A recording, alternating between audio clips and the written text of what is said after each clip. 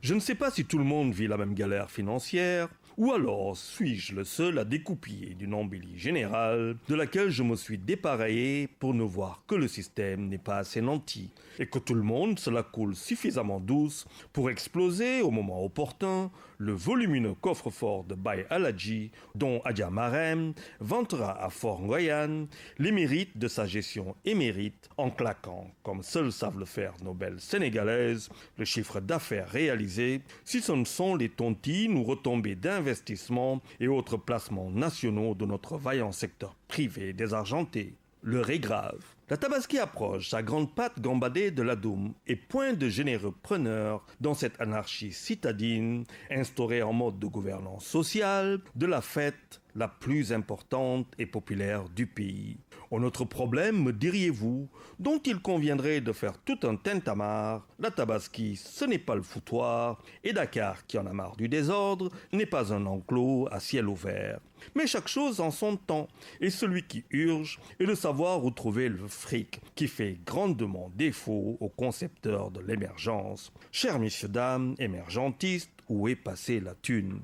Comment est-on passé des promesses de Gap distributeur à tout va à la dèche qui n'épargne personne, même pas les hauts d'en haut, notamment ces cols blancs du secteur des BTP qui crient leur ras-le-bol. Il paraîtrait que près de 3000 de leurs travailleurs seraient en sursis à cause d'arriérés de paiement qui s'élèveraient à plus de 250 milliards de francs CFA.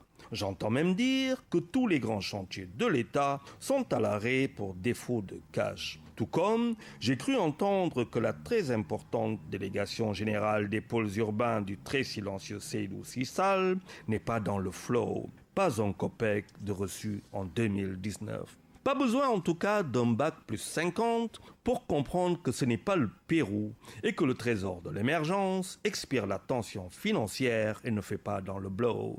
Les délestages de Dame Sénélec sont de plus en plus fréquents. Ce n'est pas encore l'inquiétude, mais il y a de quoi être sur les dents. Encore heureux que le prix du baril du pétrole ne flambe pas et que le dollar ne se hisse pas sur les incertitudes de l'euro et de son union en perte de vitesse. Moi qui me disais enfin, une Tabaski digne de l'émergence, me voilà encore parti de l'endroit pour l'envers et un appel à la mobilisation générale de solidarité pour une Tabaski partagée et dans la dignité. Je ne regarde pas du côté du Maroc, mais il est temps de s'inspirer du courage de son souverain et d'apporter les corrections nécessaires à ce manque de thunes qui nous pourrit la vie. D'ici là, ne me parlez pas d'émergence, d'autant que cela ne fait pas tendance dans cette immersion de pension normale. Je n'ai pas la pêche, tout est à la dèche. Pardon, Juma Moubarak et bon week-end à tous. Et bonne journée, Charles Fay.